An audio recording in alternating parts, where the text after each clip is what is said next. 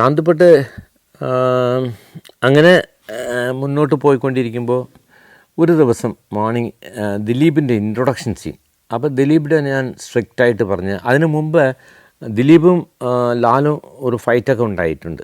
കാരണം ഈ ലേറ്റായിട്ട് വരുന്നത് കൊണ്ട് പുള്ളി പർപ്പസായിട്ടെന്ന് പറയാൻ പറ്റില്ല, പുള്ളിക്ക് ഓവർ പാക്ക്ഡ്, കുറേ പേര് കഥ പറയാൻ വരുന്ന റൂമിൽ ആരെയും അവോയ്ഡ് ചെയ്യാൻ പറ്റില്ല. അപ്പോൾ അവിടെ നിന്ന് ഇറങ്ങുമ്പോൾ തന്നെ ഇവിടെ വരുമ്പോൾ ഉച്ചയാകും. ഉച്ചയാകുമ്പോൾ ഈ ബീച്ചിൽ പോയി ഉച്ച സമയത്തിൽ ഷൂട്ട് ചെയ്തിട്ട് ഒരാളുടെ കണ്ണ് കാണത്തില്ല, മുഖം കാണത്തില്ല, ഇവിടെയൊക്കെ ഷാഡോസ്, വളരെ ബാഡ് ഇമേജസ് ആയിരിക്കും. ഇതിലെ ഡയറക്ടർ ലാൽ ജോസും ഭയങ്കര ഞാൻ പറയുമ്പോഴൊക്കെ ദിലീപോട് ഇറിറ്റേറ്റ് ആകുന്നു. പക്ഷേ ഈ ദിലീപ് ഒരു 4-5 ഡേയ്സ് കഴിഞ്ഞിട്ട് ഇതിങ്ങനെ ചിലപ്പോൾ ഡിലേ വരുന്നത് എന്തെങ്കിലും എക്സ്ക്യൂസ്. പക്ഷേ ഇവിടെ വന്നിട്ട് പുള്ളി സോപ്പിട്ട് അത് പ്രോബ്ലം സോൾവ് ചെയ്ത് കളയും, ഫ്രണ്ട്ലി ആക്കും. പക്ഷേ നമുക്കതല്ലല്ലോ, ഈ പടം ഒറ്റ പ്രാവശ്യത്തിൽ ഷൂട്ട് ചെയ്യാൻ പറ്റും. അപ്പോൾ അന്ന് ബഡ്ജറ്റെന്ന് പറയുന്നത് എല്ലാ ഫിലിമും ഒരു കാര്യമുണ്ട്, മലയാള സിനിമയിലെ എല്ലാം 40 ഡേയ്സും പറഞ്ഞാൽ 41 ഡേയ്സ് പോകുന്ന പ്രൊഡ്യൂസർ ടെൻഷനാവും. നമ്മൾ തമിഴ് പടങ്ങൾ 80 ദിവസം ഷൂട്ട് ചെയ്യുന്ന പടങ്ങളാണ്. മലയാളത്തിൽ അതേ കഥ അതേപോലെ മേക്കിംഗ് ചെയ്യുകയാണെങ്കിൽ 40 ദിവസം കൊണ്ട് ചെയ്യേണ്ടി വരും, ഇല്ലെങ്കിൽ നമുക്ക് വർക്കൗട്ട് ആവില്ല.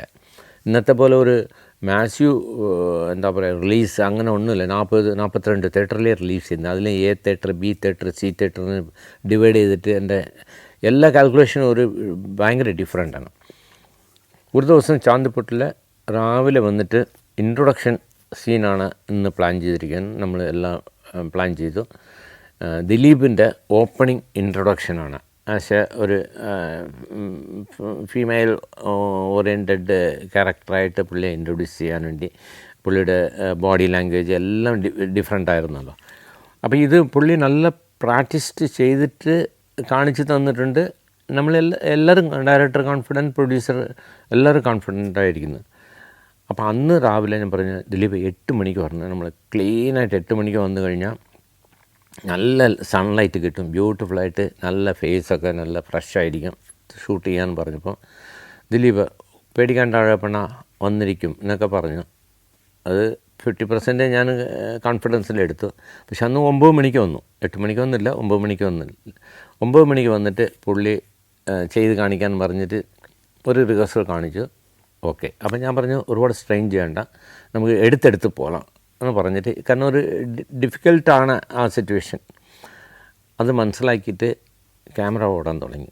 അപ്പോൾ ക്യാമറ ഓടിയപ്പോൾ എനിക്ക് ഈ ഫിലിം ക്യാമറ നമ്മൾ എത്രയോ വർഷങ്ങളായിട്ട് ഉപയോഗിക്കുന്നതുകൊണ്ട് ചെവിയിൽ ആ സൗണ്ടിൻ്റെ വ്യത്യാസം എനിക്ക് ഫീൽ ചെയ്തു. ഇപ്പം നമ്മൾ കണ്ണ് ഇങ്ങനെ വെച്ചിരുന്നെങ്കിലും ഈ മാഗസിൻ അടുത്തിരിക്കുന്നത് ഇങ്ങനെ ക്യാമറമാൻ വെച്ചിരിക്കുമ്പോൾ ഇവിടെ മാഗസിൻസ് ഉണ്ടാവും. ഈ മാഗസിൻസിൻ്റെ സൗണ്ട് എനിക്ക് വേരിയേഷൻ തോന്നി. അപ്പോൾ ഞാൻ അടുത്തിരുന്ന ക്യാമറ അസിസ്റ്റൻസ് ചീഫിനെ ചോദിച്ചു, ലോഡിങ് ഓക്കെ അല്ലേ? ഫിലിം ഒന്ന് ലോഡ് ചെയ്തിട്ടാണ്, ഒരു സൈഡ് ലോഡ് ചെയ്ത് മറ്റേ സൈഡിലേക്ക് സ്പ്രാക്കറ്റ് വഴിയാണ് വന്നിട്ട് എക്സ്പോസ് ചെയ്തിട്ട് ഇവിടെ വന്നിട്ട് ലോഡായിരിക്കും. അപ്പോൾ ഓക്കെ ആണെന്ന് ചോദിച്ചു. ഓക്കെ സാറിന് പറഞ്ഞു. 2ാമത്തെ ടേക്ക് എടുത്ത് അപ്പോൾ ഞാൻ ചോദിച്ചു, സൗണ്ട് വേരിയേഷൻ പോലെ തോന്നുന്നു, ഒന്ന് ചെക്ക് ചെയ്തോ? പുള്ളി പറഞ്ഞു, സാർ ഓക്കെ സാർ. പിന്നെ 3ാമത് ഷോട്ട് എടുക്കുമ്പോൾ എനിക്ക് വീണ്ടും ഞാൻ ചോദിച്ചു, സാർ എന്താ രാവിലെ തന്നെ ഒരു സംശയം എന്ന് ചോദിച്ചു. അപ്പോൾ ചിലപ്പോൾ സംശയങ്ങൾ വരുന്നതിനല്ലേ ലൈഫല്ലേ, നമ്മളെല്ലാമേ കോൺഫിഡൻസ് എടുക്കാൻ പറ്റില്ലല്ലോ, അതുകൊണ്ടാണ്.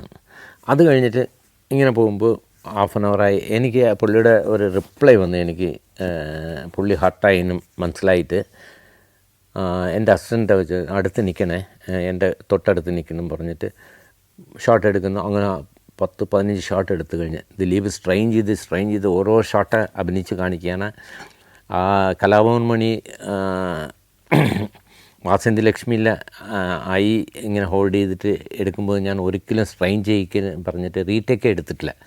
കംപ്ലീറ്റ് നമ്മളങ്ങനെ ഒറ്റ ടേക്കിൽ പോയിക്കൊണ്ടേയിരിക്കുക, കാരണം അത്രയ്ക്ക് സ്ട്രെയിൻഫുള്ളായിരുന്നു, നാച്ചുറലാണ്. ഇതേപോലെയാണ് ബോഡി മൊത്തം ഫിസിക്കലി മാറ്റിയിട്ട് വന്ന ഒരാളാണ്.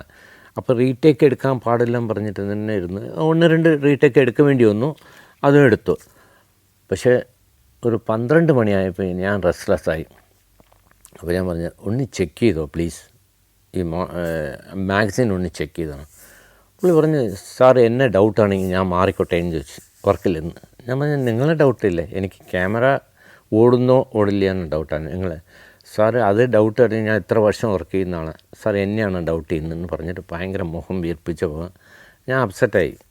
ഞാൻ എൻ്റെ പേഴ്സണൽ അസിസ്റ്റൻറ്റ് ക്യാമറാമാനെ വിളിച്ചിട്ട് ഞാൻ ചോദിച്ചു, ഇവിടെ നിന്നോളൂ, എനിക്കൊരു ഡൗട്ട് എന്ന് പറഞ്ഞ്. അത് മറ്റേ ക്യാമറ അസിസ്റ്റൻ്റ് എന്ന് പറയുന്നത് അവർ ക്യാമറ കൊണ്ടുവരുന്നവരാണ്. അസിസ്റ്റൻറ്റ് ക്യാമറാമാൻ പറയുന്നത് എൻ്റെ അസിസ്റ്റൻസ്. അപ്പോൾ ഞാൻ ഇത് ഷെയർ ചെയ്ത് പുള്ളി നോട്ടീസ് ചെയ്ത്, പുള്ളി ഒരു ഭയങ്കര മുഖമൊക്കെ ഭയങ്കര മാറി അല്ലാതെ. അപ്പോൾ ലാൽ ജോസ് മനസ്സിലായി എന്തോ റിഫ്റ്റ് പോകുന്നെന്ന്. എന്നിട്ട് മോനെ എന്ത് പറ്റിയെന്ന്. ഒന്നുമില്ല സാർ, അഴകപ്പൻ സാർ ഭയങ്കര ഡൗട്ട് കേസാണ്, ഞാൻ ഇതുവരെ അങ്ങനെ എത്രയോ പേരിട്ട് വർക്ക് ചെയ്തിട്ടുണ്ട്, ഇങ്ങനെ ആരും എന്നെ ചോദിക്കാറില്ലെന്ന്. ഞാൻ പറഞ്ഞു, ഐ എം സോറി, നമ്മൾ തമ്മിൽ വർക്ക് ചെയ്തിട്ടില്ല, പക്ഷേ ഐ നെവർ ഡൗട്ടഡ് ഓൺലി. ഞാൻ ഡൗട്ട് ചെയ്യുന്നത് ക്യാമറ മാഗസീനാണ്, ഓടില്ലയാണ്, നിങ്ങളല്ല എന്ന് പറഞ്ഞു. ഇതിലൊരു ഈഗോ വേണ്ട, ചെക്ക് ചെയ്താൽ കുഴപ്പമില്ലല്ലോ എന്ന് പറഞ്ഞു. അപ്പോൾ ദിലീപ് മാക്സിമം സ്ട്രെയിൻ ചെയ്ത് ആ ഇൻട്രൊഡക്ഷൻ ഫസ്റ്റ് സീനാണ്, ഈ പടത്തിൻ്റെ ഫസ്റ്റ് സീനാണ്. മാക്സിമം പുള്ളിയുടെ ബോഡി ലാംഗ്വേജ് കൊണ്ടുവരാനുണ്ട്. ഇടയ്ക്കിടയ്ക്ക് ഒന്ന് അഴപ്പണ ഓക്കെ അല്ലേ, ഞാൻ എന്തെങ്കിലും മാറുന്നു. അപ്പോൾ നമ്മൾ പറയും കൈ ഇങ്ങനെ പോയി, ആ കാലം ഇങ്ങനെ പോയി, ഇങ്ങനെ കുറച്ച് ആർട്ടിഫിഷ്യാലിറ്റി വരുന്നത്, ഇതൊക്കെ മാറ്റിക്കൊണ്ടേയിരിക്കുക. ലഞ്ച് കഴിഞ്ഞു, എനിക്ക് റെസ്റ്റ്ലെസ്സാണ്. ഞാൻ നേരത്തെ ഒരു കാര്യം പറഞ്ഞിട്ട്, ക്യാമറ വർക്ക് ചെയ്യുമ്പോൾ ഒരു ഇൻഡ്യൂഷൻസ് ഉണ്ടാവാമെന്ന്. ഞാൻ ഗോൾഡൻ ടെമ്പിളിൽ ഒരു ഇൻഡ്യൂഷൻ ഉണ്ടായി എന്ന് പറഞ്ഞു. ഒരു തൽവാർ എടുത്തിട്ട് എന്നെ കൊല്ലാൻ വരുമ്പോൾ ഒരു ഇൻഡ്യൂഷൻ ഉണ്ടായി എന്ന് പറഞ്ഞ്. ഇങ്ങനെ പല ഇൻഡ്യൂഷൻസ് എൻ്റെ ലൈഫിൽ സംഭവിച്ചിട്ട്, അതേപോലെ ഒരു ഇൻഡ്യൂഷനാണ് എന്നെ തോന്നിയാണെങ്കിലും അത് ഉടനെ റിയാലിറ്റി നോക്കുമ്പോൾ സത്യമായിരിക്കും. അപ്പോൾ അങ്ങനെ അതുകൊണ്ടാണ് ഞാൻ പറഞ്ഞ ഒരു ഇൻഡ്യൂഷനാണ്. അതുകൊണ്ട് ഞാൻ പറഞ്ഞു, അഴപ്പണ്ണ എന്താ പ്രശ്നം, ലഞ്ച് ബ്രേക്കിൽ ദിലീപും ചോദിച്ചു. അവനെ കുറച്ച് ഡിസ്റ്റർബ്ഡാണ്, വേറെ ഒന്നുമില്ലെന്ന്. ലഞ്ച് കഴിഞ്ഞു, ഞാൻ തിരിച്ചു വന്നപ്പോൾ ഞാൻ റെസ്റ്റ്ലെസ്സാണ്. അപ്പോൾ എന്നെ ലാൽ ജോസ് കണ്ടിട്ട്, അഴപ്പ സാർ ടെൻഷൻ വേണ്ട, എല്ലാം ശരിയാവും എന്നൊക്കെ പറഞ്ഞ് എന്നെ അല്ലേ, ഞാൻ അയാളെ ഇൻസൾട്ട് ചെയ്തില്ല, എനിക്ക് ഈഗോവും ഇല്ല. പക്ഷേ ഞാൻ ഏറ്റവും എൻ്റെ lighting assistant, camera assistance respect ചെയ്യുന്ന ഒരാളാണ്. അപ്പോൾ അത് പുള്ളി ഫീൽ ചെയ്തപ്പോൾ ഭയങ്കര ഇൻസൾട്ടഡായിട്ട് എനിക്ക് തോന്നി. എന്നെ പറഞ്ഞ വാക്കുകൾ അത് കുഴപ്പമില്ല, നമുക്ക് സോൾവ് ചെയ്യാൻ പറയുമ്പോൾ ഞങ്ങൾ സംസാരിച്ചുകൊണ്ടിരിക്കുമ്പോൾ ആ ക്യാമറ അസിസ്റ്റൻ്റ് വരുന്നു അവിടെ നിന്ന് വന്നിട്ട്. അപ്പോൾ ഞാൻ ചോദിച്ചു, തുടങ്ങാമല്ലേ എന്ന് പറഞ്ഞു. ലഞ്ച് കഴിഞ്ഞാൽ തുടങ്ങാം സോ, ഒരു കാര്യം സംസാരിക്കാനുണ്ട് എന്ന് പറഞ്ഞു. അപ്പോൾ എൻ്റെ മനസ്സിൽ അയാൾ എന്നെ വിട്ടു പോവുകയാണ്. കാരണം ഞാൻ പുള്ളി ഇൻസൾട്ട് ചെയ്തതിന് ഫീൽ ചെയ്ത് കാണുന്നു. നേരത്തെ അവർക്ക് പറഞ്ഞല്ലോ, അതേ സംഭവം തന്നെ കണ്ടിന്യൂഷൻ വിചാരിച്ച്. എന്താ എന്ന് ചോദിച്ചു. സാറേ ഫിലിം ലോഡായില്ലായിരുന്നു എന്ന് പറഞ്ഞപ്പോൾ ഞാൻ ഒന്നും പറഞ്ഞ് റിയാക്ട് ചെയ്തില്ല, സൈലൻ്റ് നോക്കി. എനിക്ക് മനസ്സിലായില്ല പറഞ്ഞ്. അല്ല, ആ സ്പ്രോക്കറ്റ് ലോഡായില്ല, ആ ഗേറ്റിൽ നിന്ന് പോയി ഫിലിം. എന്താ എപ്പം കണ്ടു എന്ന് ചോദിച്ചു. ഇപ്പം ലഞ്ച് ബ്രേക്കിലെ ഞാൻ 2 പ്രാവശ്യം ചോദിച്ചു സ്റ്റക്കായിരിക്കാൻ നോക്ക്. പിന്നെ ഒരു പ്രാവശ്യം 11:30 ഞാൻ ചോദിച്ചപ്പോഴാണ് നിങ്ങൾ എന്നെ ദേഷ്യപ്പെട്ടത്. അതായത് ഇത്ര മിനിറ്റായിട്ടും ഫിലിം തീരുന്നില്ലേ, ഇത്ര ഷോട്ട് എടുത്തിട്ടും ഈ 400 ഫീറ്റെന്ന് പറയുന്നത് തീർന്നില്ലല്ലോ എന്ന് ഡൗട്ടിലെയാണ് വീണ്ടും ഞാൻ ചോദിച്ചത്. അപ്പോൾ ചോദിച്ചില്ല, ഫിലിം തീരുന്നില്ലല്ലോ എന്ന് ചോദിച്ചപ്പോൾ അത് തീരുമെന്ന് പറഞ്ഞു പുള്ളി എൻ്റെ അടുത്ത്. ഞാൻ അതിൻ്റെ ഇടയ്ക്ക് ലാസ്റ്റിൽ ചോദിച്ചത് അങ്ങനെ, ഫിലിം ഇന്നും തീരുന്നില്ലല്ലോ എന്ന് പറഞ്ഞപ്പോഴാണ് അതിൻ്റെ റിപ്ലൈ ആണ് ഈ ക്യാമറ അസിസ്റ്റൻ്റ് എൻ്റെ അടുത്ത് പറഞ്ഞത്, അത് തീരുമെന്ന്. അപ്പം എൻ്റെ മുഖം നോക്കാതെ പറഞ്ഞ്. അത് കഴിഞ്ഞ് ലഞ്ച് കഴിഞ്ഞിട്ട് ഇപ്പോൾ വന്നിട്ട് ഇങ്ങനെ നിൽക്കുകയാണ്. എനിക്ക് എന്ത് ചെയ്യാൻ, ഞാൻ ഇങ്ങനെ ഒന്നും പറഞ്ഞില്ല, സൈലൻ്റ് തന്നെ. ലാൽ പൊട്ടിത്തെറിച്ചു. എന്താ മോനെ ഇങ്ങനെ കാണിച്ചത്, സാർ രാവിലെ ഇന്ന് 10 മണി തൊട്ട് പറയുകയല്ലേ. ഞാൻ പറഞ്ഞു, എൻ്റെ എക്സ്പീരിയൻസ് കൊണ്ടാണ് ഞാനിത് പറയുന്നത്. ആ എക്സ്പീരിയൻസ് ഡൗട്ട് ഉണ്ടെങ്കിൽ എപ്പോഴുമേ റീചെക്ക് ചെയ്യുന്നത് എപ്പോഴുമേ നല്ലതല്ലേ, അതിനു വേണ്ടിയാണ് പറഞ്ഞ്. അപ്പോൾ പുള്ളി ഉടനെ പറഞ്ഞ്, എനിക്ക് ഇനി വർക്ക് ചെയ്യാൻ പറ്റില്ല, ഞാൻ പോയിക്കോട്ടെ. ഞാൻ പറഞ്ഞു, ഇപ്പം പറ്റില്ല, കാരണം ഇനി പോകാൻ പറ്റില്ല. ഇനി പോയാൽ ഞാൻ പറഞ്ഞു വിട്ടുന്നാവും ഇൻഡസ്ട്രി മൊത്തം. അഴകപ്പൻ ഒരാൾ തെറ്റ് ചെയ്തത് പറഞ്ഞിട്ട് ഞാൻ പോകാനേ പാടില്ല, നിൽക്കണമെന്ന് പറഞ്ഞു. അങ്ങനെ പുള്ളിയെ നിർത്തി റീഷൂട്ട് ചെയ്യുന്നുണ്ട്. അപ്പോൾ ദിലീപിന് കംപ്ലീറ്റ് മൂഡ് ഓഫായി. കാരണം അത്ര സ്ട്രെയിൻഫുള്ളായിട്ട് ചെയ്ത ഒരു ആക്ടറെ വീണ്ടും അത് ഇൻട്രൊഡക്ഷൻ അയാളുടെ ക്യാരക്ടർ ഡെവലപ്മെൻറ്റിന് വേണ്ടി ചെയ്തത്. അപ്പോൾ എന്താ സെറ്റ് വന്നിട്ട് ഡെസേർട്ട്, അങ്ങനെ ഒരു ഗ്രേവി യാർഡ് പോലെ ആയിപ്പോയി, എല്ലാം ഒരു മരണ വീട് പോലെ അങ്ങനെ.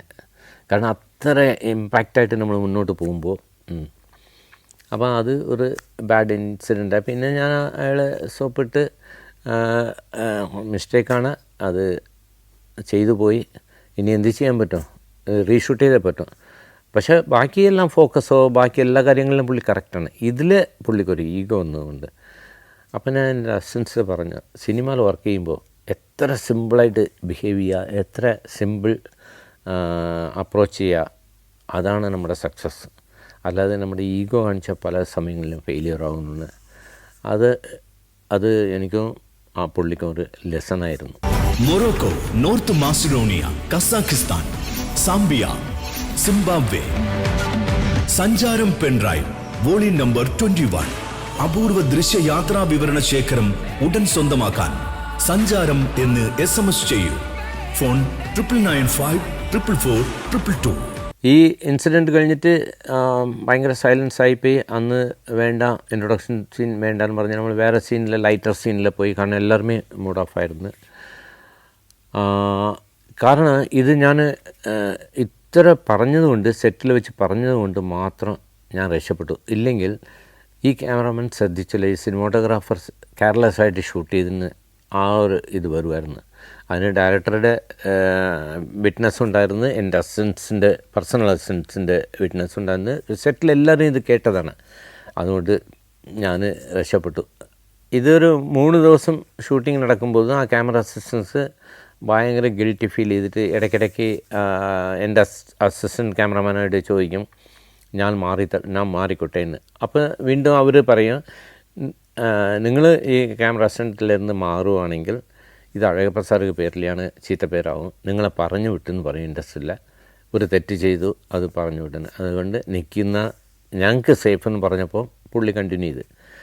അന്ന് ഉച്ചയ്ക്ക് ക്യാമറ നമ്മളൊരു ഷോട്ട് എടുക്കാൻ തീരുമാനിച്ചു. അപ്പോൾ ഒരു വേവിൻ്റെ ഒരു ഷോട്ട് വേണമെന്ന്. ആ വേവ് ഇങ്ങനെ വന്നിട്ട് അവിടെ 3-4 പ്രാവശ്യം ഞാൻ കണ്ടിട്ടുണ്ട്. വേവ്സ് വന്നിട്ട് ഇങ്ങനെ വന്നിട്ട് ആ പാറപ്പുറത്ത് മേളിലടിച്ച് ഇങ്ങനെ ഒഴുകി പോകുന്ന ഒരു ഷോട്ട്. അപ്പോൾ അതൊരു സ്ലോ മോഷനിൽ നന്നായിരിക്കുന്നു പ്ലാൻ ചെയ്തിട്ട് അതിൽ ദിലീപും ഗോപിക അവരെ രണ്ടുപേരും ഇരുത്തി വെച്ചിട്ട് ഒരു ഷോട്ട് എടുക്കാൻ പറഞ്ഞിട്ട് അന്ന് വൈകിട്ട് അത് എൻ്റെ ഒരു ഇൻട്രസ്റ്റിൽ ലാൽ ജോസും പറഞ്ഞു ഓക്കെ എന്നും. കാരണം 2-3 ഡേയ്സ് ഞാൻ വാച്ച് ചെയ്തുകൊണ്ടിരിക്കുക. വേവ് വരുന്ന ഒരു മറ്റേ കല്ലൊക്കെ ഇങ്ങനെ ഇട്ടിരിക്കുന്ന മണൽത്തിട്ടമുണ്ട്, അതിൽ കല്ല് എല്ലാം അടുക്കി വെച്ചിരിക്കുകയാണ്. അതിൻ്റെ ഇതിൽ ഇങ്ങനെ ഒഴുകി പോകുന്ന നല്ല ഒരു വേവ്സ് നല്ല ഹൈറ്റിൽ വന്നിട്ട് പിന്നെ പതുക്കെ പോകുന്ന ഒരു വിഷ്വൽ. അത് പറയാൻ പറ്റില്ല, കാരണം അത് കണ്ടാലേ അത് മനസ്സിലാവും. അങ്ങനെ ഒരു വിഷ്വലായിരുന്നു. അപ്പോൾ അത് ക്യാമറയിൽ ഷൂട്ട് ചെയ്ത് പകർത്താൻ സ്ലോ മോഷനിൽ എടുത്താൽ അത് മനസ്സിലാവും. ആ ഷോട്ടിന് വേണ്ടി പോയി ക്യാമറ വെച്ചു, എല്ലാം വെച്ചു. അന്ന് എന്ത് പറ്റി, കംപ്ലീറ്റ് വേവ്സ് കുറച്ച് ഓവർ ആക്ട് ചെയ്തിട്ട് ഞങ്ങളെയും കൊണ്ടുപോയി. വേവ്സ് ക്യാമറ എല്ലാമേ നനഞ്ഞുപോയി, മൊത്തം നനഞ്ഞുപോയി. മൊത്തം ഞങ്ങളെല്ലാവരും നനഞ്ഞ് മാത്രമല്ല, ക്യാമറ നനഞ്ഞ് മൊത്തം ഷൂട്ടിങ് അങ്ങനെ ഹെൽഡപ്പായി. കാരണം നമുക്കറിയില്ല, ക്യാമറ ഇലക്ട്രോണിക് ക്യാമറ ആയതുകൊണ്ട് ഇത് എന്ത് പറ്റി. ഉള്ളിൽ ഇലക്ട്രോണിക് സിസ്റ്റമാണ്. മൂവി ക്യാമറ ആണെങ്കിലും അത് ഇലക്ട്രോണിക് സിസ്റ്റമും അതിലുണ്ട്. അപ്പം മൊത്തം ക്യാമറ വർക്ക് ചെയ്യാതായി. അങ്ങനെ അന്ന് പാക്കപ്പ് ചെയ്തിട്ട് ഞാൻ ഭയങ്കര അപ്സെറ്റായിപ്പോയി. എൻ്റെ ഒരു ആഗ്രഹം കൊണ്ടാണ് ഞാൻ ആ ഷോട്ട് എടുക്കാൻ പോയി. അപ്പോൾ അന്ന് സെക്കൻഡ് ഒരു ഇൻസിഡൻറ്റ് ഇങ്ങനെ ചാന്തുപെട്ടിലെ ഒരു ബാഡ് ഇൻസിഡൻറ്റ്. പക്ഷേ ഇമ്മീഡിയറ്റ് ആ നമ്മൾ ഇതുവരെ രാവിലെ തന്നെ ഷൂട്ട് ചെയ്ത് വെച്ചിരിക്കുന്ന സ്ഥാനം. കാരണം ദിലീപിൻ്റെ ഓരോ സീനും വളരെ ഇമ്പോർട്ടൻ്റാണ്. കാരണം പുള്ളിയുടെ ഒരു ബോഡി സ്ട്രെയിൻ ചെയ്തിട്ട് ചെയ്യുന്ന ഒരു ആക്ഷൻസാണ്. അപ്പോൾ അത് രണ്ടാമത് ചെയ്താൽ അതേ ആക്ഷൻസ് കിട്ടത്തില്ല. ഉടനെ തന്നെ കാറിൽ ഞാൻ എയർപോർട്ട് കൊടുത്തുവിട്ട് അവിടെ ചെന്നൈയിൽ പോയി ഡെവലപ്പ് ചെയ്യാൻ പറഞ്ഞു. ഇമ്മീഡിയറ്റായി ഡെവലപ്പ് ചെയ്തിട്ട് നൈറ്റ് നമുക്ക് റിസൾട്ട് കിട്ടുമെന്ന് പറഞ്ഞു. അങ്ങനെ റിസൾട്ട് കിട്ടിയപ്പം പെർഫെക്റ്റ്ലി ഓക്കെ. ഇതേ ഒരു ഇൻസിഡൻറ്റാണ് നേരത്തെ കാഴ്ചയിൽ നടന്നത്. കാഴ്ചയിൽ വന്നിട്ട് ഒരു മതിൽ മേളിൽ കുറേ പേര് കയറി വന്നു. അപ്പം താഴെ ഞാൻ എൻ്റെ ക്യാമറ അസിസ്റ്റൻറ്റും അവിടെ ഇരിക്കായിരുന്നു. അപ്പം മതിലിലെ ആളുകളൊക്കെ ഞങ്ങൾ വെക്കറ്റ് ചെയ്യാൻ നോക്കിയപ്പം ഒരാളും ഇറങ്ങുന്നില്ല. എപ്പോൾ ചോദിച്ചാലും ഇല്ല, ഞങ്ങൾ മമ്മൂക്ക വരുമ്പോൾ കണ്ടിട്ട് പോകാമെന്ന് പറഞ്ഞ് എല്ലാവരും കയറിയിരിക്കുകയാണ്. മമ്മൂക്ക അവിടെ ഉണ്ട്, പക്ഷെ പുള്ളി ഇറങ്ങുന്നില്ല. ഈ ഓഡിയൻസിൻ്റെ ക്രൗഡിൻ്റെ ബഹളം കണ്ടിട്ട് അദ്ദേഹം റൂമിൽ തന്നെ ഇരിക്കുക, ഒരു വീട്ടിൻ്റെ റൂമിൽ. ഇത് നടന്ന് എല്ലാം റെഡിയാകുമ്പോൾ എനിക്ക് അപ്പോൾ ഒരു ഇൻഡ്യൂഷൻ, ഇതൊരു അപകടമുണ്ടോ ആവുമോ എന്ന് പറഞ്ഞിട്ട് ആ ക്യാമറ മൊത്തം മാറ്റിയെടുത്ത് ഞാൻ എൻ്റെ ക്യാമറ അസിസ്റ്റൻ്റ് പറഞ്ഞ് ക്യാമറ എടുത്ത് ലെഫ്റ്റിൽ മൂവ് ചെയ്യാൻ. അവിടെ ഞങ്ങൾ ഒരു ലൈറ്റ് വെച്ചിരുന്നു, HMI എന്ന് പറയുന്ന ഒരു ലൈറ്റ്. ആ ലൈറ്റിംഗ് അസിസ്റ്റൻ്റ് പറഞ്ഞു ഈ ലൈറ്റ് എടുത്ത് മാറ്റിക്കോ, ഒരു ഡേഞ്ചറാണെന്ന്. എന്താ സാറെന്ന് ചോദിച്ചു. ഇല്ല, ഈ മതിലിൽ ഇത്ര പേര് കയറിയിരിക്കുകയാണ്, മതിൽ റിസ്ക് അല്ലേ എന്ന് പറയുകയും ചെയ്യും. ആ ലൈറ്റിംഗ് അസിസ്റ്റൻ്റ് ലൈറ്റ് എല്ലാം ഷിഫ്റ്റ് ചെയ്ത് അവിടെ നിന്ന് ഇലക്ട്രിക് കണക്ഷൻസൊക്കെ ഞാൻ ഊറാൻ പറഞ്ഞു. എല്ലാം ഊറിയിട്ട് ക്യാമറ മാത്രം എടുത്തിട്ട് ലെഫ്റ്റിൽ ക്യാമറ വയ്ക്കവും മതിൽ മൊത്തം പൊളിഞ്ഞ്, വലിയ 20 ഫീറ്റ് ഹൈറ്റുണ്ട്. ആ മതിൽ പൊളിഞ്ഞ് കംപ്ലീറ്റ് വന്ന് ഞങ്ങളുടെ തലയോടെ വീണ്. ക്യാമറ അസിസ്റ്റൻ്റ് വെള്ളത്തിൽ പോയി, ഞാൻ ക്യാമറ പിടിച്ച് നിന്ന് ക്യാമറയോടെ ചേർന്നിട്ട് വെള്ളത്തിൽ പോയിട്ട് ഫുള്ള് ഉള്ളിൽ പോയി. എനിക്ക് നീന്താൻ അറിയില്ല. ഞാൻ ഉള്ളിൽ പോകുമ്പോൾ തന്നെ എൻ്റെ ക്യാമറ സേവ് ചെയ്യാൻ വേണ്ടി ക്യാമറ പൊക്കി മേളിൽ ഹോൾഡ് ചെയ്ത് നോക്കി. അവസാനം ക്യാമറയും ഞാനും അകത്തേക്ക് പോയപ്പം അവിടെ ഇരുന്ന് 1-2 പേര് ചാടി എന്നെയും ക്യാമറയും പൊക്കി കൊണ്ടുവന്ന്. മനോജ് കെ ജെയിൻ, ആ വെള്ളത്തിൽ നിന്ന് മനോജ് കെ ജെയിൻ ഈ ക്യാമറ വീഴുന്നത് കണ്ടിട്ട് പുള്ളി പോയി. അങ്ങനെ എല്ലാവരും എന്നെയും പൊക്കിയെടുത്തു, ക്യാമറ എടുത്ത്. അപ്പോൾ അന്ന് രാവിലെ എന്നെ ഷൂട്ട് ചെയ്ത് എന്താ ഇൻസിഡൻ്റാണ്, ഇന്നസെൻ്റ് ചേട്ടൻ അമേരിക്കയിൽ പോവുക, മറ്റന്നാളില്ല. അപ്പോൾ ഇന്ന് ഒരു ദിവസം മാത്രമേ ഇന്നസെൻ്റ് ചേട്ടൻ ഉണ്ട്. അപ്പോൾ ഇന്നസെൻ്റ് ചേട്ടൻ്റെ എപ്പിസോഡ്സ് ഫുള്ള് നമ്മൾ ആ ക്യാനിൽ ഷൂട്ട് ചെയ്തിരിക്കുക രാവിലെ ഇരുന്ന്. അപ്പോൾ അദ്ദേഹം പോകാൻ പറഞ്ഞാൽ നിർത്താൻ പറ്റില്ല, അമേരിക്ക പോകുന്നതുകൊണ്ട്. നെക്സ്റ്റ് ഡേ മോർണിംഗ് പോലെ ഇന്ന് വൈകിട്ട് ഷൂട്ടിങ് കഴിഞ്ഞിട്ട് നേരെ എയർപോർട്ടിൽ പോവുകയാണ്. അപ്പോൾ എന്ത് ചെയ്യാൻ, ഈ പടം റിലീസ് ചെയ്യാൻ പറ്റില്ല. ഇന്നസെൻ്റ് ചേട്ടൻ 1 മാസം കഴിഞ്ഞിട്ടേ വരുന്നു. ആകെ ടെൻഷനായി. അന്നും ഇത് തന്നെ ചെയ്ത് ഉടനെ കാറെടുത്ത് ട്രിവാൻഡ്രം ചിത്രാഞ്ജലിയിൽ പോയി ഡെവലപ്പ് ചെയ്യാൻ കൊടുക്കാമെന്ന് പറഞ്ഞു. കൊടുത്തപ്പോൾ ഏറ്റവും കാഴ്ചയിൽ നല്ല ക്വാളിറ്റി കിട്ടിയ സീൻ അതായിരുന്നു. വെള്ളത്തിൽ പോയത് കേടായില്ല. ചാന്തുപൊട്ടിന് ഇതേ ഇൻസിഡൻറ്റ് ഉണ്ടായി. നോർമലി ഈ മാഗസിൻ വെള്ളത്തിൽ പോയി കഴിഞ്ഞാൽ പിന്നെ ഫിലിം ഒന്നും എടുക്കാൻ പറ്റില്ല നോർമലി. ഇത് 2 കാഴ്ചയും ചാന്തുപൊട്ടും ഇതുപോലെ അൺഎക്സ്പെക്റ്റഡായിട്ട് നടന്ന സംഭവങ്ങളാണ്. ഈ കാഴ്ചയിൽ ഈ കാര്യം കഴിഞ്ഞിട്ട് ഇതെല്ലാം എടുത്തിട്ട് വെളിയിൽ വരുമ്പോൾ മമ്മൂക്കാക്ക് ഇൻഫർമേഷൻ പോയി. മമ്മൂക്ക ഭയങ്കര പാനിക്കായി. മെയിനായിട്ട് ടെൻഷൻ എന്താണെങ്കിൽ ക്യാമറ എങ്കിലും റിപ്പയർ ചെയ്യാം. ഇന്നസെൻ്റ് ചേട്ടൻ പോയി കഴിഞ്ഞാൽ 1 മാസം കഴിഞ്ഞിട്ട് വരുമെന്നുള്ള ടെൻഷനല്ലായിരുന്നു. ഇവിടെ നോക്കുമ്പോൾ ഇടത്തുവ പള്ളിയുടെ മുമ്പ് ബ്ലസ്സി നിന്നിട്ട് ഭയങ്കര പൊട്ടിക്കരയാണ്. കരച്ചിൽ എന്ന് പറഞ്ഞാൽ അൺബിലീവബിളാണ്. ഒരു കുട്ടി കരയുന്ന പോലെയാണ്.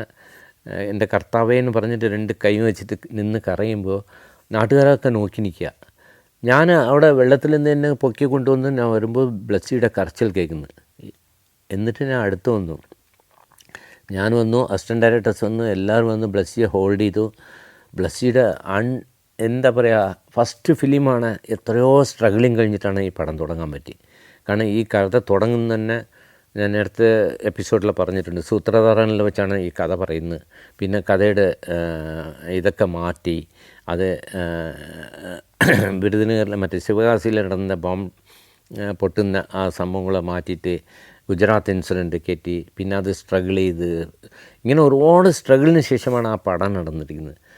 അപ്പോൾ പുള്ളി വീണ്ടും പൊട്ടിക്കരയാണ്. കാരണം ഈ മെയിൻ പ്രോബ്ലം അതാണ്. ഇന്നസെൻ്റ് ചേട്ടൻ്റെ എപ്പിസോഡ്സ് എല്ലാം എന്ത് ചെയ്യുമെന്ന് പറഞ്ഞിട്ട് ഒരു ടെൻഷനിൽ കരയും. ആ കരച്ചിൽ കണ്ടിട്ട് ഞങ്ങളുടെ ഹോൾ ക്രൂ കരയാൻ തുടങ്ങി. അവിടെയും ഒരു മരണ വീടായി. ഈ ചാന്തുപുഴ ഞങ്ങൾ ലൊക്കേഷൻ ചൂസ് ചെയ്തത് ഒന്ന് അർത്തിങ്കൽ പള്ളിയുടെ തൊട്ടടുത്തുള്ള സീ സൈഡ്, അടുത്ത് ഗോവ, അടുത്തത് പോണ്ടിച്ചേരി. അത് കാരണം പാട്ടിന് വേണ്ടിയാണ് ഇത് വെച്ചിരുന്നത് പോണ്ടിച്ചേരി. ഗോവ വന്നിട്ട് അവിടെ ഒരു എപ്പിസോഡ് ഫുള്ള് ഈ ദിലീപ് മിസ്സായിട്ട് പോയി ചേരുന്ന ഒരു കരയായിരുന്നു. അത് സീ സൈഡിലെ അവിടെയാണ് വന്ന് പുള്ളി രക്ഷപ്പെടുന്നത്.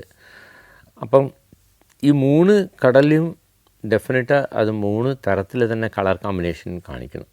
കാരണം ഒരേപോലെ കടൽ പടമായി കഴിഞ്ഞാൽ ഇതൊരു എന്താ പറയുക, ഒരേ സ്ഥലത്തിൽ ഷൂട്ട് ചെയ്ത പോലെ തോന്നും.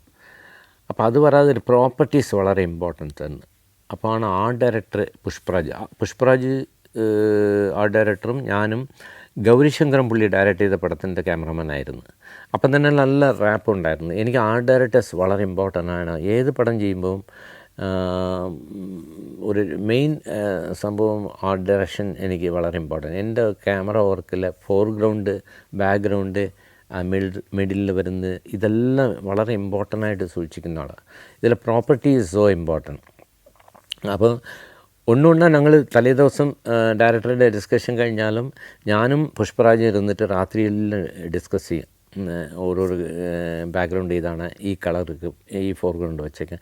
അങ്ങനെ സോങ് പിക്ചറൈസേഷൻ വരുമ്പോഴും ഇപ്പോൾ നമുക്ക് സോങ് വന്ന് പടങ്ങളിലെ ഇമ്പോർട്ടൻസ് അല്ല, ഇപ്പോൾ ഇല്ല, ആൽബം സ്റ്റൈലിലാണ് എല്ലാ സോങ്സ് പോകുന്നത്. പക്ഷേ നേരത്തെ എല്ലാ സോങ് പിക്ചറൈസേഷൻ തന്നെ ഒരു ഇമ്പോർട്ടൻ്റ് ആയിരുന്നുകൊണ്ട് ഒരു പടത്തിൻ്റെ പ്രൊമോഷനും പിന്നെ ഒരു 5 മിനിറ്റിലെ സ്റ്റോറി ടെല്ലിങ്ങും അവരുടെ റിലേഷൻഷിപ്പ് ബിൽഡിങ്, റിലേഷൻഷിപ്പ് ഡിറ്റാച്ച്മെൻറ്റ് എല്ലാം സോങ്ങിലെയാണ് നമ്മൾ കാണിച്ചുകൊണ്ടിരുന്നത്. അപ്പോൾ ആ സോങ്ങിന് വേണ്ടി പ്രോപ്പർട്ടീസ് വളരെ, സോങ് മാത്രമല്ല സിനിമയിലെ എല്ലാ ബേസിക്കലി എല്ലാ സീനിലെയും properties so important for the character development. അപ്പോൾ അത് ഞാൻ എല്ലാ ആർട്ട് ഡയറക്ടറായിട്ട് ഭയങ്കര ഇൻവോൾവ് ആയിരിക്കും. അപ്പോൾ പുഷ്പരാജും ഞാൻ ഭയങ്കര സിങ്കായതുകൊണ്ട് നേരത്തെ ഒരു പടം ചെയ്തുകൊണ്ട് ഈ ചാന്തുപുട്ടിലെ ഓരോരോ പ്രോപ്പർട്ടി വരുമ്പോൾ അത് ക്യാമറയിൽ എങ്ങനെയാണ് അവർ കഷ്ടപ്പെട്ടത് ആർട്ട് ഡയറക്ഷൻ ചെയ്ത പ്രോപ്പർട്ടികളെ എക്സ്പ്ലോയിറ്റ് ചെയ്യാൻ ഞാൻ ട്രൈ ചെയ്യും. അങ്ങനെയാണ് ഞങ്ങൾ ഇത് ഗോവയിൽ പോയപ്പം ഒരു സാൻഡ് ഉണ്ടെങ്കിൽ അന്ന് ബ്ലീച്ചായിരുന്നു. ഞാൻ പുള്ളിയുടെ അടുത്ത് പറഞ്ഞ് ഇവിടെ ഭയങ്കര ബ്ലീച്ചായിരിക്കുന്നു, ഒരു ലോ ആംഗിൾ വെച്ചാൽ നന്നായിരിക്കും, ബാക്കിയെല്ലാം ഓക്കെ, ഗ്രൗണ്ട് മാത്രം. ഉടനെ പുള്ളി എവിടെയെന്ന് അറിയില്ല, ഒരു 10 മിനിറ്റ് കൊണ്ട് കടലിലുള്ള പാശി എന്ന് പറയുന്ന കടൽ ഇതിൽ പായൽ പോലെ ഉള്ള സാധനങ്ങളൊക്കെ കൊണ്ട് ഗ്രൗണ്ടിൽ വിരിച്ച് അതിൻ്റെ ഒരു വേറൊരു ജോഗ്രഫി കൊണ്ടുവന്നു. സോ പുഷ്പരാജ് ഞാനും അങ്ങനെ ഇപ്പം ചെറിയ ഒന്നുമില്ലാതെ പോണ്ടിച്ചേരി പോയി ഷൂട്ട് ചെയ്യുമ്പോൾ ബ്ലാങ്കായിരുന്നു. അപ്പം ഞാൻ പുഷ്പരാജിട്ട് പറഞ്ഞത് ഭയങ്കര ബ്ലാങ്കായിരിക്കുന്നു, വെറുതെ ഒരു ഷോട്ട് എടുക്കാൻ, അല്ലാതെ ഇതിലൊന്നും ഇൻട്രസ്റ്റിംഗ് ആയിട്ടൊന്നും തോന്നില്ല. ഫ്രെയിം ഈസ് ഗുഡ് ഓക്കെ, പക്ഷെ ദർ ഇസ് നോ സെപ്പറേഷൻ കിട്ടുന്നില്ലെന്ന്. ഇമ്മീഡിയറ്റ്ലി ഈ കോക്കനട്ടിൻ്റെ ഈ ചകിരിയിലെ തൊണ്ടെന്ന് പറയുന്ന ആ സംഭവത്തെ പുള്ളി ബ്ലാക്കായിട്ട് സ്പ്രേ പെയിൻറ്റ് അടിച്ചിട്ട് അവിടെ ഒന്ന് ഹാങ് ചെയ്ത് ചെറിയ ത്രെഡിൽ ഹാങ് ചെയ്തിട്ട് അത് അവിടെ നിന്ന് ഒരു ഡയറക്ഷനിൽ ഒരു ക്രിയേഷൻ ചെയ്ത് അത് ഇന്ന് ഗ്രാഫിക്സിൽ ചെയ്താൽ എല്ലാവരും വിചാരിക്കും. പക്ഷെ അന്ന് നാച്ചുറലായിട്ട്, അന്ന് ഗ്രാഫിക്സിനെ പറ്റി നമ്മൾ ചിന്തിക്കാറില്ലല്ലോ പഴയ പടങ്ങളിൽ. അപ്പം VFX വർക്കേ ഇല്ല ആക്ച്വലി, എല്ലാം നാച്ചുറലായിട്ട്, സണ്ണാണെങ്കിലും മൂണാണെങ്കിലും എവറിത്തിങ് ഇസ് നാച്ചുറലായി ഷൂട്ട് ചെയ്തേ പറ്റുന്നത്. ആ ഒരു സമയത്തിൽ പുള്ളിയുടെ ഒരു ചെറിയ ആഡിങ് അത് ഫ്രെയിം ബ്യൂട്ടി ഉണ്ടായിക്കൊണ്ടിരുന്നത്. അത് പിന്നീട് ഈ പടം റിലീസ് ചെയ്ത ശേഷമാണ് എനിക്ക് തമിഴ്നാട്ടിൽ എന്താണ് ഏറ്റവും കൂടുതൽ അപ്രീഷിയേഷൻ കിട്ടിയത്. അത് കെ ബാലചന്ദ്ര സാറുടെ PA എന്ന് വിളിച്ചു, പ്രൈവറ്റ് സെക്രട്ടറിന്ന് പറയാം, അല്ലെങ്കിൽ അസോസിയേറ്റ് ഡയറക്ടറിന് പറയാം, താമിര എന്നൊരാൾ. സാർ ബാലചന്ദ്ര സാർ ഭയങ്കര ഹാപ്പി, ഓരോരോ ഫ്രെയിമും സാർ എക്സ്പ്ലെയിൻ ചെയ്തു. ഓരോരോ ഫ്രെയിമിൽ വരുന്ന പ്രോപ്പർട്ടി സിനിമാറ്റോഗ്രാഫർ എങ്ങനെ അത് കാണിക്കാൻ ശ്രമിച്ചിട്ടുണ്ട്, അതിന് ലൈറ്റിംഗ് പാറ്റേൺ വരെ കെ ബാലചന്ദ്ര സാർ പറഞ്ഞത്. ബാലചന്ദ്ര സാർ അതിനു മുമ്പ് ഞാൻ പരിചയപ്പെട്ടത് ഇൻസ്റ്റിറ്റ്യൂട്ട് പഠിക്കുമ്പോൾ അറിയാം, പല പടങ്ങളും കണ്ടിട്ട് ഇൻസ്റ്റിറ്റ്യൂട്ടിൽ വന്ന് കാണിക്കാൻ വരുമ്പോൾ ക്ലാസ് എടുത്തിട്ടുണ്ട്, അതൊക്കെ അറിയാം. എന്നാലും മനസ്സിനക്കര കണ്ടിട്ട് അദ്ദേഹം തമിഴിൽ ആ പടം ചെയ്യണമെന്ന് പറഞ്ഞ് എന്നെ വിളിപ്പിച്ചു. അങ്ങനെ ഞാൻ ചെന്നൈ പോയി. അപ്പം ഞാൻ എന്താ സത്യേട്ടനെ വിളിക്കാത്തതിന് അവിടെ പോയി ചോദിച്ചു. സത്യേട്ടനല്ലേ വരേണ്ടത്, ഡയറക്ടർ സത്യേട്ടനല്ലേ, സത്യനന്ദികാടല്ലേന്ന്. ഇല്ലല്ലേ, അദ്ദേഹം വര മുമ്പ് അഴകപ്പൻ്റെ ചില കാര്യങ്ങൾ സംസാരിക്കണമെന്ന്, അതുകൊണ്ടാണ്. അപ്പോൾ ഇതിൻ്റെ റൈറ്റ്സും കാര്യങ്ങളൊക്കെ, അപ്പം ഒരു അമൗണ്ട് പറഞ്ഞു. അമൗണ്ട് ഞാൻ ഉടനെ അതിൻ്റെ മഹാസുബേരെ വിളിച്ചു. ബാലചന്ദ്ര സാർ ഓഫീസിലായിരിക്കുന്നത്, ഈ പടം സാറ് തമിഴിലെ റൈറ്റ്സ് ചോദിക്കുന്നത്, കൊടുക്കാൻ പറ്റുമോ സാർ? ഇത്ര ബഡ്ജറ്റ് പറയുന്നു. കുഴപ്പമില്ല അഴകപ്പൻ, അതിന് കുറച്ച് തന്നാലും ഞാൻ കൊടുക്കാം, അത് തമിഴിൽ വരട്ടെ എന്ന് പറഞ്ഞു. അത് കഴിഞ്ഞിട്ട് ഈ ചാന്തുപുട്ട് ടൈമിൽ ഞാൻ അത് വീണ്ടും ഞാനത് എന്താ ചെയ്യാൻ പറ്റാത്ത പോയിന്ന് പറഞ്ഞ് പുള്ളിയുടെ അസിസ്റ്റൻറ്റ് ചോദിച്ചു, അതെന്താ നിങ്ങൾ ചെയ്തില്ല, എനിക്കൊരു അവസരം ഉണ്ടായില്ലേ സാറുടെ കൂടെ വർക്ക് ചെയ്യാൻ. അപ്പോൾ പറഞ്ഞ് അന്ന് വിടാൻ കാരണം അത് ഇന്നസെൻറ്റ് ചേട്ടനെ പോലെ ഒരു ക്യാരക്ടർ തമിഴ്നാട്ടിലില്ല. ഇന്നസെൻറ്റ് ചേട്ടൻ ഇത്ര ലൈവ്ലി ആയിട്ട് ആ അച്ഛനും മകനുമുള്ള റിലേഷൻഷിപ്പ് കൊണ്ടുപോയത് ഭയങ്കര ബ്യൂട്ടിഫുൾ. ആ പടത്തെ കൊണ്ടുപോയതിൽ ഇന്നസെൻറ്റ് ചേട്ടൻ്റെ കോൺട്രിബ്യൂഷൻ ഭയങ്കരമുണ്ട്. അതുപോലെ ഒരു ആക്ടറെ ഞാൻ പലരും തപ്പിയിട്ട് എനിക്ക് തമിഴിൽ കിട്ടുന്നില്ല. പിന്നെ ഇന്നസെൻറ്റ് ചേട്ടൻ തന്നെ കൊണ്ടുവന്നാലും ആ തമിഴിൻ്റെ ഡബ്ബിങ് ചെയ്താലും മലയാള സ്ലാങ് വരും. I wanted somebody from Tamil Nadu, I could not find. ആ ഒറ്റ റീസൺ കൊണ്ടാണ് ആ പടം പുള്ളി ഡ്രോപ്പ് ചെയ്തെന്ന് പറഞ്ഞു. സോ അതേ ബാലചന്ദ്ര സാറിൻ്റെ വീണ്ടും ആ ചാന്തുപുട്ടിക്ക് ഒരു അപ്രിഷിയേഷൻ കിട്ടി. അത് കഴിഞ്ഞിട്ടാണ് ശങ്കർ ഓഫീസിൽ നിന്ന് വിളിക്കുന്നത്. ചാന്തുപുട്ടിൻ്റെ പടം കണ്ടിട്ട് ഞാൻ ശങ്കർ ഓഫീസിൽ പോകുന്നു, വസന്തബാലൻ ഒന്ന് സംസാരിക്കുന്നു, ഒരു സ്ക്രിപ്റ്റ് തരുന്നു, ഇത് സാർ ചെയ്യണമെന്ന് പറഞ്ഞിട്ട്. അപ്പോൾ പല മലയാള സിനിമ തമിഴ് സിനിമ ക്യാമറമാൻ ആ കഥ കേട്ടോന്നെ മലയാളത്തിലെ അഴകപ്പൻ ഒരാളുണ്ട്, അയാളെ വിളിച്ച് ചെയ്യണമെന്ന് പറഞ്ഞു. അങ്ങനെ പ്രൊഡ്യൂസർ രഞ്ജിത്ത് എന്നെ വിളിക്കുന്നു. എന്നിട്ട് ചേട്ടൻ ഇങ്ങനെ ഒരു സജഷൻ വന്നിട്ടുണ്ട്, ചേട്ടൻ പോയി പരിചയപ്പെടണം. അങ്ങനെ ഞാൻ ശങ്കർ ഓഫീസിൽ പോയി കഥ കേട്ട് 60% പടം ഞാനാ ചെയ്ത്. പിന്നെ എനിക്ക് അടുത്ത പടം രസതന്ത്രം തുടങ്ങിയത് കൊണ്ടാണ് ആ പടം വിടവേണ്ടിയത്. അപ്പോൾ ഈ പടം അത്തിങ്കളിലെ പാക്കപ്പിന് വിളിച്ചിട്ട് നമ്മളെല്ലാവരും ഗോവയ്ക്ക് ഷിഫ്റ്റ് ചെയ്യാൻ വേണ്ടിയിട്ട് എല്ലാവരും നാളെ ട്രെയിനിൽ എല്ലാവരും കയറിക്കോ എന്ന് പറഞ്ഞിട്ട് ഞാനും ലാൽ ജോസും അവിടെ അത്തിങ്കളിൽ തന്നെ സ്റ്റേ ചെയ്തു. അവിടെ ചേർത്തലയിൽ സ്റ്റേ ചെയ്തു. ബാക്കി എല്ലാവരും ഷിഫ്റ്റ് ചെയ്ത് ട്രെയിനിൽ പോകുന്നവർ എല്ലാവരും ഷിഫ്റ്റ് ചെയ്ത് പോയിക്കൊണ്ടിരിക്കുക. അങ്ങനെ കുറേ പേര് എൻ്റെ ക്യാമറ അസിസ്റ്റൻസൊക്കെ ക്യാമറയൊക്കെ ലോഡ് ചെയ്തിട്ട് ട്രെയിനിൽ കയറ്റി. പെട്ടെന്ന് ഒരു കോൾ വരുന്ന